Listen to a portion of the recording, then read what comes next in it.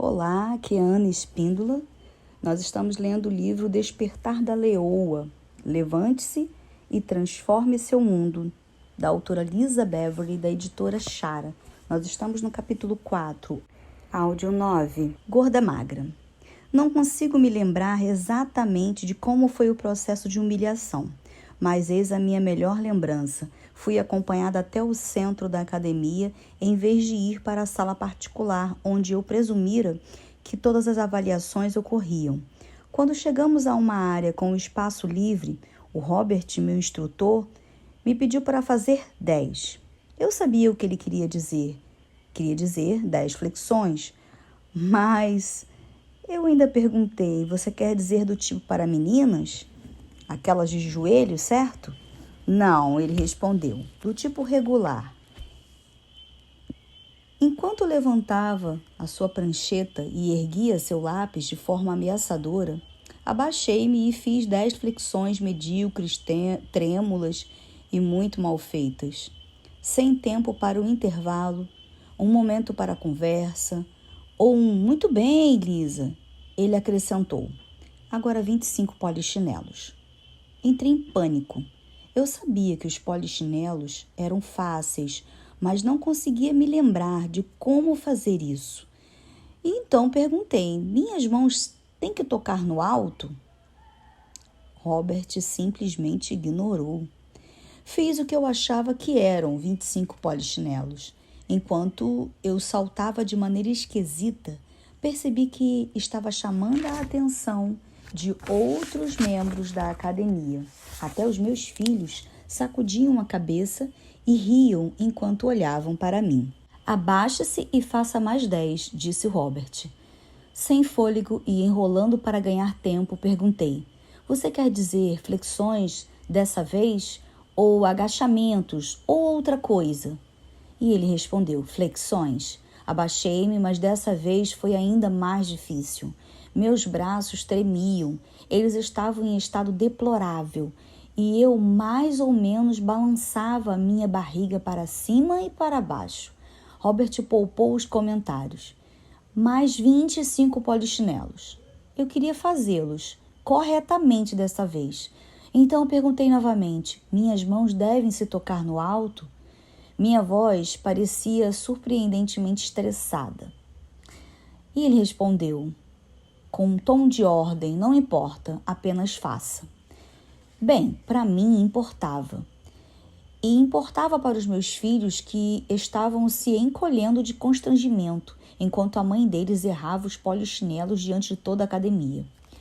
Mas esse era apenas o começo da minha agonia.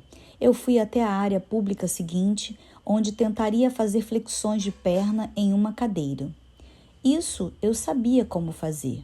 Sentei na cadeira e aguardei as instruções. Quero 15 flexões de perna. Levantei os joelhos até a altura da cintura, pensando em todo o tempo que minha forma era admirável. Não, assim não, Robert ordenou. Quero suas pernas estendidas e ergas até esta altura aqui. Ele suspendeu a mão acima da minha cintura. Ergui as minhas pernas tão alto quanto podia, mas não conseguia alcançar a mão dele. Mais alto, ele encorajou. Será que isso era uma brincadeira? 15. Eu não conseguia fazer sequer uma. Consegui atingir a mão dele algumas vezes. Tudo bem, talvez 0 vezes, mas acho que ele estava subindo a mão. Creio que os exercícios com pesos vieram em seguida, mas na minha memória está tudo nevoado.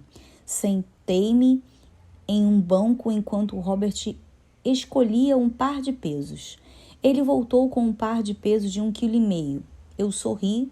Desta vez, eu o surpreenderia com a minha força. Robert, eu normalmente levanto 6 quilos, expliquei. Vamos tentar com estes primeiro, Robert retrucou. Peguei os pesos com as minhas mãos trêmulas e suadas. Erga-os assim para mim, concordei como quem soubesse. Ergui-os facilmente. Não, assim, ele disse enquanto reposicionava meu braço, ligeiramente, até em cima e até embaixo. Havia algo errado. Eu não conseguia erguer os pesos mais do que alguns centímetros. Provavelmente era por causa das flexões, não é possível, porque meus braços não estavam funcionando. Abaixei os braços e tentei novamente.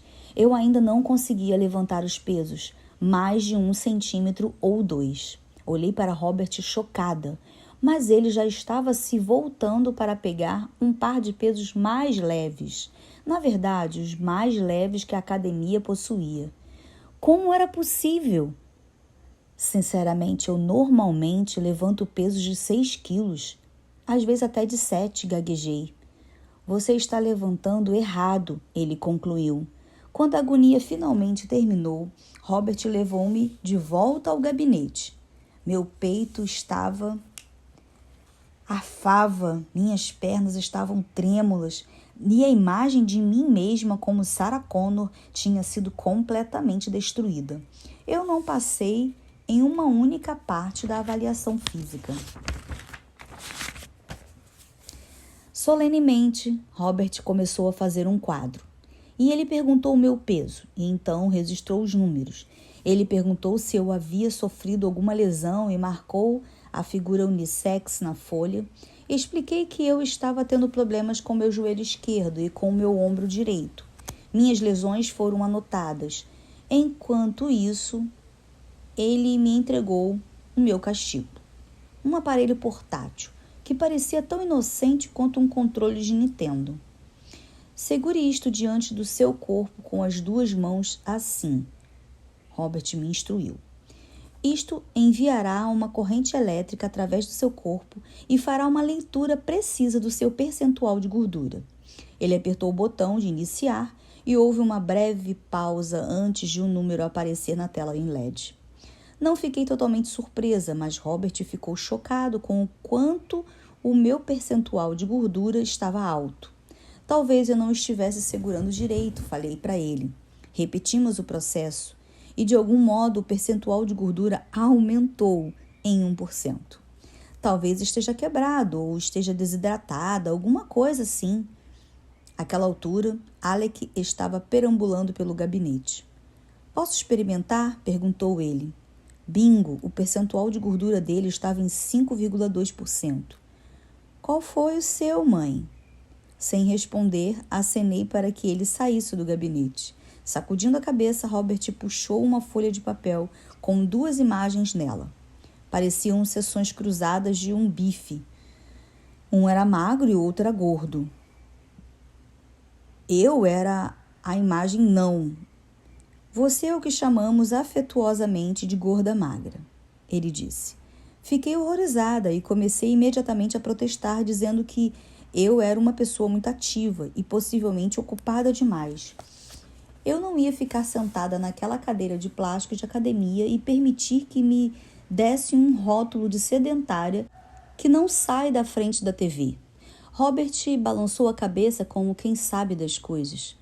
Por ser ativa e estar se movimentando o tempo todo, você provavelmente não está comendo proteínas suficientes para sustentar a energia que o seu corpo requer, de modo que ele está queimando os seus músculos para ter energia em vez de queimar a sua gordura.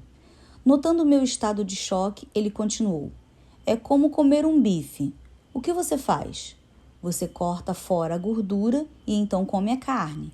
O seu corpo é igual. Ele está comendo a carne, que são os seus músculos, e quando você perde os músculos, perde força. A única maneira de recuperá-los é por meio do treinamento de resistência, que reconstrói a sua musculatura.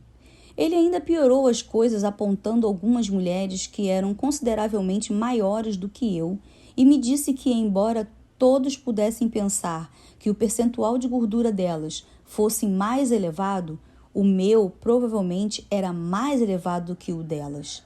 Ele também determinou que a maior parte da minha gordura, agora estou ficando realmente vulnerável aqui, não estava na minha parte do meio ou nas minhas coxas, estava nos meus braços. Infelizmente, o lugar onde eu imaginava que fosse mais durona era a minha pior área. Todas as imagens de Sarah Connor e eu fazendo barra juntas se foram. A verdadeira escolha agora estava diante de mim. Será que eu queria continuar a queimar músculos? e aleijar o meu futuro potencial de força? Eu estava feliz com o título de gorda magra ou falsa durona? Ou estava pronta para me tornar verdadeiramente forte? Em meio ao meu constrangimento, decidi ser forte. Para mim, nunca foi problema vestir bem as roupas. Uma gorda magra consegue fazer isso, mas o meu problema tinha a ver com localizar a fraqueza e transformar áreas corporais vulneráveis em fontes de energia e poder.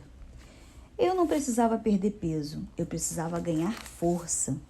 Percebi que apenas o peso não era um reflexo exato da minha composição, de que eu era feita. Quando as coisas ficassem feias, eu teria força para resistir ao teste? Eu podia correr em explosões breves, desde que o terreno não fosse inclinado. Mas se houvesse um acréscimo de distância ou resistência, eu desabava. Por quê? Porque estava fraca demais para suportar o fardo do peso acrescentado. Eu podia levantar apenas pequenas quantidades de peso, em algumas posições limitadas. Foi por isso que eu não consegui levantá-los. Quando Robert colocou o peso em uma posição diferente, minha força falhou quando ele isolou um grupo muscular que estava fraco e vulnerável por falta de uso. Houve uma tamanha mudança na minha atitude que, mesmo enquanto digito estas palavras, quase tenho de lutar contra o ímpeto de me exercitar. Fui para a academia para que confirmassem que eu era durona e não para ouvir que eu era fraca. Não gostei do que ouvi, mas como é maravilhoso saber a verdade e permitir que ela atue na minha vida para que eu possa fortalecer os meus pontos fracos. Agora, há uma parte de mim que quer entender a minha fraqueza, para que eu possa descobrir como me tornar forte. Não conseguirei localizar essas áreas sozinha. Vou precisar de um treinador, o que significa um pouco de despesa e muita dor. Um povo invencível. Depois desse encontro, comecei a me perguntar quantas de nós são gordas magras. Não fisicamente, mas espiritualmente. Parece que estamos em forma, mas se for acrescentado muito peso às nossas vidas, não conseguiremos suportá-lo. Nós nos saímos bem andando em superfícies planas, em um ritmo confortável, mas a vida não é uma esteira rolante que nós controlamos. Estamos em um caminho com Deus e sinto que a inclinação e a velocidade estão aumentando. Por que compartilhei tudo isso com você? Porque acredito que o corpo de Cristo está no limiar de uma reconstrução física total e de uma ascensão invencível. Mas essa ideia não é apenas minha. Deus diz: em pé, filha de Sião, sejam debulhados e limpos da palha, sejam refinadas e livres da escória. Estou refazendo vocês, transformando-as em um povo invencível. Miqueias 4, versículo 13, na versão A Mensagem. Observem que Deus não disse invisível, ele disse invencível. As filhas de Deus devem ter uma presença poderosa nesta terra. Há quanto tempo você não se sente invencível? Talvez há muito, muito tempo, quando você corria e brincava como uma menininha. Você não foi feita para se esconder no escuro e esperar por um escape. Você foi feita para ser uma portadora da luz e da esperança. Você foi feita para ser uma filha de Sião, imbatível, invencível, inabalável. Agora mesmo ouço: levante-se. Levante-se, filha. Coloque-se de pé novamente. Deus quer você invencível. Com muita frequência, desenvolvemos força espiritual nos tempos de peneiramento e de refino. O capítulo 4 de Miqueias nos ajuda a entender como poderia ser esse verdadeiro exercício de levantamento de peso. Diz assim: o Eterno dará a você uma nova vida. Ele a salvará dos seus inimigos. Mas vamos ao que importa no momento. Eles estão prontos para atacar você. Os povos pagãos estão dizendo: podem chutá-la quando estiver no chão, podem violentá-la. Queremos ver Sião se arrastando no pó. Esses blasfemadores não têm ideia do papel do Eterno em tudo isso. Eles nem sabem que é o povo do Eterno sendo formado, que eles estão sendo debulhados, que o ouro está sendo refinado. É os versículos 10 a 12. Amo a presença que está contida nesta passagem de Miqueias. Quando você está para baixo, quando parece que os seus inimigos estão se aproximando para a matança, Deus está trabalhando, refinando você como ouro. Deus usa a dificuldade como um catalisador para tornar o seu povo puro, precioso e sustentável. Às vezes, quando a mídia ou os indivíduos criticam os cristãos, há um pouco de verdade no que eles dizem. Deveríamos receber essas críticas com humildade e avaliá-las para calcular o que é verdadeiro nelas. Se alguém diz que somos duras, julgadoras ou não amorosas, em vez de rejeitar essa avaliação de primeira, deveríamos dar uma olhada em nós mesmas, à luz da palavra de Deus. Deveríamos nos examinar e pedir desculpas quando necessário. E depois há as acusações ultrajantes do nosso inimigo, o diabo. Às vezes, os ataques dele são mentiras claras, como quando o nosso Senhor é blasfemado. Outras vezes, os ataques são puramente malignos, como quando diz aos filhos de Deus para denunciarem o seu Senhor ou quando eles são condenados à morte. Imagine a Inquisição aqui. Esses ataques não devem ser negociados, mas vencidos com declarações ousadas da verdade e da fidelidade de Deus. Vemos isso ilustrado no livro de Apocalipse. Eles o derrotaram por meio do sangue do Cordeiro e pela ousada palavra do testemunho deles. Eles não amaram a si mesmos, estavam ansiosos para morrer por Cristo. Apocalipse 12, versículo 11, na versão A Mensagem. Quando li Miqueias 4, 13, foi como se eu ouvisse Deus gritar: basta! Vocês pensam que tinham destruído o meu povo, mas não o destruíram. Em vez disso, vocês os prepararam. Israel é o nosso exemplo. Quando os israelitas se desviavam, seus inimigos se levantavam com força contra eles, e essa dificuldade funcionava como um processo de refino na vida deles.